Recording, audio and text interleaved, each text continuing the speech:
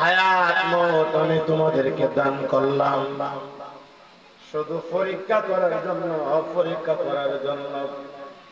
আল্লাহ রাব্বুল আলামিন কালামুল্লাহ শরীফের মধ্যে বলেন, আল্লাযী খালাকাল মাউতা ওয়াল হায়াতা লিয়াবলুয়াকুম আইয়ুকুম আহসানু আমালা।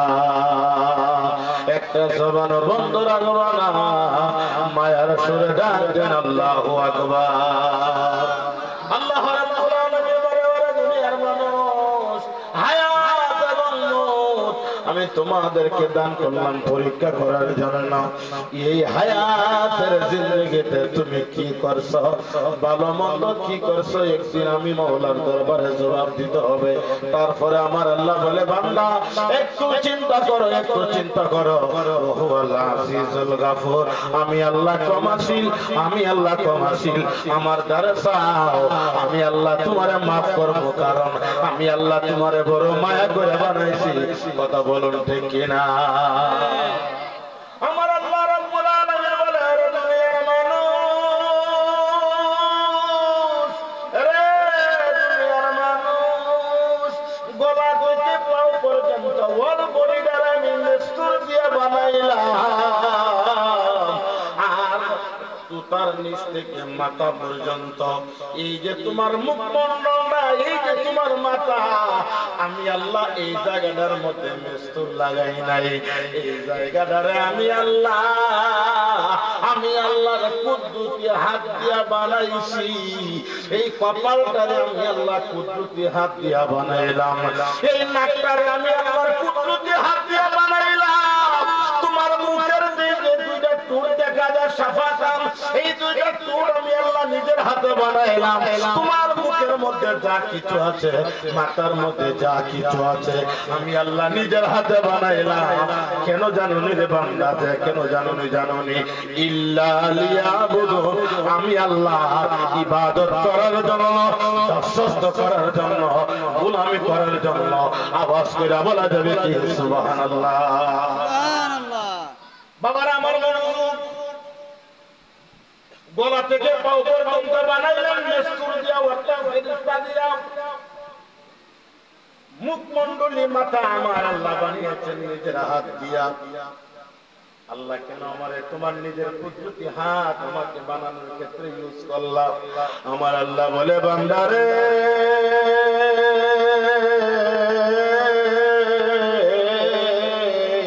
ওরে বান্দা, তোমাদেরকে আমি বানানোর জন্য ফেরেশতাদেরকে বললাম, ওরে ফেরেশতারা, আমি দুনিয়ার মধ্যে আদম বানাইতাম সাহায়। তোমরা কি বলো? ফেরেশতারা বলেছিল, আল্লাহ আদম জাতি বানানোর কোনো দরকার নাই। সেদিন আমি আল্লাহ আমার ফেরেশতাদেরকে জবান দিয়েছিলাম, আমি তাদের সাথে চ্যালেঞ্জ করছিলাম, আমি তাদেরকে বলেছিলাম কেন আমি বানাইতাম না বলো?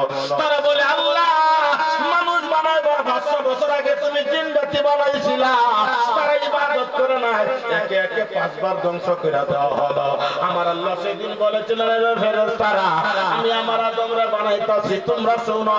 ক্বালু আতাজআলু ফিহা মান ইউফসিদু ফিহা ওয়া ইয়াসফিকু দিমা ওয়া নাহনু নুসাব্বিহু বিহামদিকা ওয়া নুকদ্দিসু লাক। ক্বালা ইন্নী আ'লামু মা লা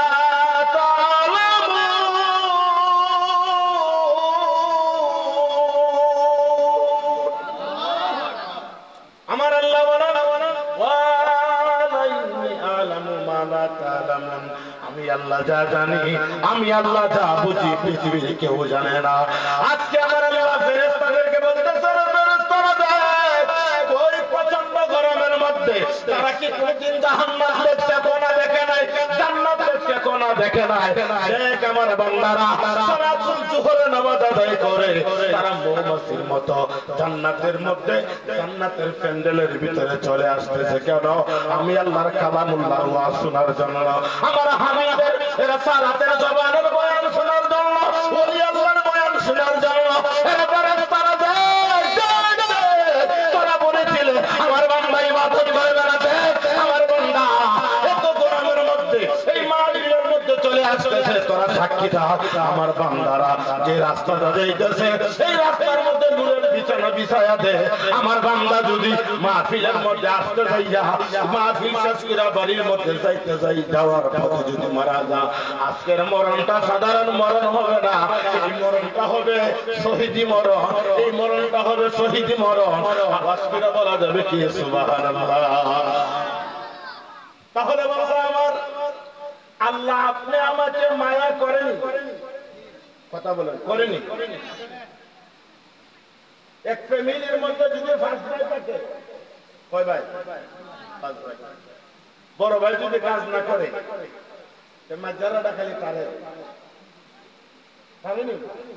মাঝারাটা খালি তারে, কথাই না দেখে রাখা হয়তো বয়া হয়নি। একদিন, দুই দিন, তিন দিন, মাস, বছর যখন চলে যায়, স্ত্রীও বলে তুমি যে কাজ কাম করো না, তোমার সাথে আমি নাই। মা টারে, বাবা টারে, ভাই টারে, এক সময় বউ টারে, তোমার সাথে। আমার আল্লাহ বলে বান্দা, ও বান্দা, বান্দারে, ঘরের মধ্যে তোমার ভাই পাঁচজন, তুমি বড় কাজ কাম করো না, তোমার মা তোমার ভিন্ন বাসে, তোমার বাবা ভিন্ন বাসে, ভাই ভিন্ন বাসে, বোন ভিন্ন বাসে, স্ত্রীও বলে তোমাকে ছেড়ে চলে যাবে। বান্দারে, বুকের মধ্যে হাতটা রাখা বল, তোর হায়াতের জিন্দেগি 40 হয়ে গেল, হায়াতের জিন্দেগি 50 হয়ে গেল, হায়াতের জিন্দেগি 60 হয়ে গেল, 70 হয়ে গেল। বান্দারে, বুকের মধ্যে হাত দিয়া বল, আমি আল্লাহ কি করে কোনদিন না খাওয়ায়া রাখছি? ওরে বান্দা, আমি আল্লাহ কি করে কোনদিন না খাওয়ায়া রাখছি? বান্দা জবাব দে, খুদা না, তুমি আমারে খাওয়ায়া রাখছো। এরে দুনিয়ার মানুষ, কাজ কাম না করার কারণে সবাই তোমারে পারে, সবাই ভিন্ন বসে, কিন্তু আমার মাওলা তোমার না খাওয়ায়া কোনদিন রাখে নাই। সেই মাওলা তোমার না খাওয়ায়া কোনদিন রাখে নাই। এই আল্লাহ ইবাদত না করার পরেও আল্লাহ তোমারে খাওয়ায়া রাখছে, আল্লাহ তোমারে জিন্দায় রাখছে, শারীরিক সুস্থতা দান করছে। এরপরেও কি মাওলার কুদরতি কদমে সেজদা দিবার মন চায় না? আমরা সে 5 ওয়াক্ত নামাজ আদায় করতে চাই কি চাই না? এ হাতে তুলে বলেন, চাই কি চাই না? নারে তাকবীর, নারে রিসালাত। খারাপ লাগতেছে বাবারা আমার? আমি নিয়ত করছি খবর এবং কিছু হেদায়েতের কথা বলে যাব। কষ্ট হচ্ছে আপনাদের? কারণ এই দুনিয়ার জমিনে তুমি আমি বেশি দিন থাকবো না। এই মুহূর্তে যদি মারা যাও, এই যে সন্দপুর দাখিল মাদ্রাসার সামনে কবরস্থান, এই মাদ্রাসার মধ্যে আমি ওদম লেখাপড়া করছি। কত মানুষ এতিমের মতো ঘুমিয়ে আছে, কত মানুষ এই দুনিয়ার জমিনে কত বড় প্রতাপশালী ছিল, মেম্বার ছিল, মেম্বার ছিল, এমপি ছিল, চেয়ারম্যান ছিল, কত বড় বড় প্রতাপশালী ছিল। সবাই আজকে মহিলা কবরের মধ্যে ওই আছে, কোন খোঁজখবর নাই, ঠিক কিনা বলে? বাদশা জুলকারনাইন বলে, আমার ফজারা শোনো, আমি যদি মারা যাই, তোমরা একটা কাজ করবা, আমারে গোসল করাইবা, কাপন পরাইয়া আমারে যখন কবরস্থানে নিবা, আমার 2টা হাতের তোমরা বাহিরে কইরা রাখো। ফজরা বলে, হুজুর কেন আপনার 2টা হাতে আমরা বাহিরে রাখবো? বাদশা জুলকারনাইন 2টা চোখের পানি ফালাইয়া বলে, এই আমার ফজরা শোনা, আমি ওয়াল পৃথিবী শাসন করেছি, কিন্তু মানুষের আমি যাওয়ার সঙ্গে বইলা দিতে চাই, আমার জবানটা তো বন্ধ থাকবে, আমার 2 হাত দিয়ে মানুষকে বুঝাইয়া দিতেন চাই, আমি ওয়াল পৃথিবীর বাদশা হওয়ার পরেও এই কবরে যাইবার সময় আমার হাত খালি আমার হাত গালি, আমার হাত গালি, আমার সাথে কিছু যায় না রে, আমি হাত গালি হইয়া যাই। ওরে দুনিয়ার মানুষ, তোমরা যদি ওই কবরে যাও, এই কবরে যাইবার আগে কবরের সামিয়ানা জোগাও, তাহলে রে বাবা এই কবরে যাইবার আগে কবরের সামিয়ানা জোগানো দরকার আছে কি আছে না? এজন্য বাবারা আমার, এই দুনিয়ার জমিনে তুমি আমি বেশি দিন থাকবো না, সবাই একদিন মারা যাব। এই মুহূর্তে যদি তুমি মারা যাও, কেউ যাবে বাস কাটার জন্য, কেউ যাবে কবর খনন করার জন্য, কেউ যাবে গো কবরের মাটি পুরার জন্য, কেউ যাবে মসজিদের কাঠুরা আনার জন্য। আদরের ভাই কিছুক্ষণ মায়াবী কান্না কান্দবে, আদরের বোন কান্দবে, আদরের ছোট্ট বাচ্চা বলি রাস্তার আঞ্জামাইরা দুইরা আব্বু আব্বু আব্বু আব্বু বলে পেরেশান হয়ে যাবে। হাইরে হায়, আমার ভাই কাঁদে আমার জন্য, আমার বোন কাঁদে আমার জন্য, আমার ছেলে কান্দে আমার জন্য, আমার স্ত্রীও কান্দে। হাইরে হায়, আমার কয়বরের সাথে কেউ যাবে এই ধরনের কথা তো কেউ বলে না। বাবারে ডাইনে মাটি বামে মাটি উপরে মাটির সামিয়ানা নিচে মাটির বিছানা, এই কবরে তুমি কেমনে থাকবা কেমনে থাকবা? যুবক ও যুবক একটু মন দিয়া শোনো, আমি কোনদিন আশ্রামী বইলা যায়, তোমার সাথে কত যুবক অন্ধকার কবরে ঘুমায় রয়েছে, তোমার সাথে কত যুবক মোটর সাইকেল অ্যাক্সিডেন্ট করছে, কারে অ্যাক্সিডেন্ট করছে, পানি পড়ে মারা গেছে, আগুনে পুড়ে মারা গেছে। হাইরে হায়, বিদেশের মধ্যে গেছে টাকা রুজি করার জন্য, গেছে টাকার মিছিল হইয়া, আজকে বাবা বাস্কের ভিতরে এই বাবার ঘরে লাশ হইয়া। আরে বাবা দুনিয়ার জমিনে কেউ থাকবো না, কেউ থাকবো না, তুমি আমি একদিন মারা যাবো। এই কবরে তুমি কিভাবে থাকবা? এই কবরে তুমি কিভাবে থাকবা? এজন্য আল্লাহর হাবিব বলেন, ওরে দুনিয়ার মানুষ, সূরা মুলক, তাবারাকাল্লাযী বিয়াদিহিল মুলক ওয়া হুয়া আলা কুল্লি শাইইন কাদির, আল্লাযী খালাকাল মাউতা ওয়াল হায়াতা লিয়াবলুয়াকুম আইয়ুকুম আহসানু আমালা ওয়াল আজিজুল গফুর।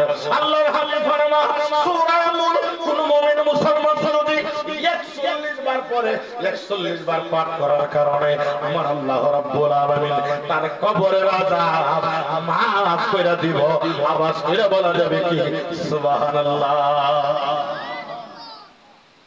সূরা মুলক কয়বার? 41 বার। আওয়াজ করে বলেন কয়বার? মা বোনেরা গো, বৈশাখ মাসের দান কোনা শেষ হইছে নি গো মা, মন দিয়া শোনো।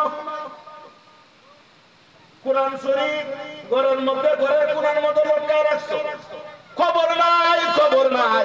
ও মা, কোরআন শরীফটাকে আজকে খুলো, কইলা গো মা নামাজের মুসল্লাটা লইয়া বইয়া যাও।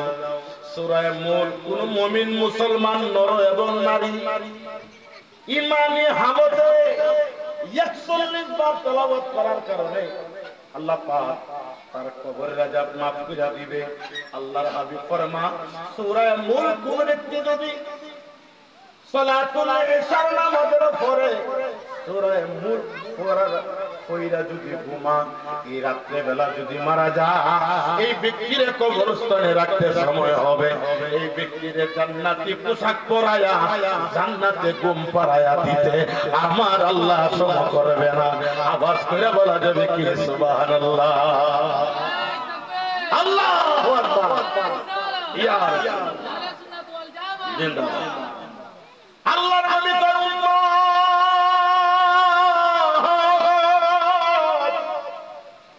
সালাতুল ফজরের নামাজের পর সূরা মুলক কোন ব্যক্তি যদি 41 বার তেলাওয়াত, সূরা মুলক ফজরের নামাজের পরে যদি একবার তেলাওয়াত করে, একবার তেলাওয়াত করার কারণে ফজরের পর থেকে মাগরিবের ভিতরে যদি মারা যায়, তাহলে যখন কবরস্থানে রাখবে ওই ব্যক্তিকে আল্লাহ পাক জান্নাতি পোশাক পরায়া জান্নাতে ঘুম পাড়ায়া দিব। কথা বলুন ঠিক কিনা?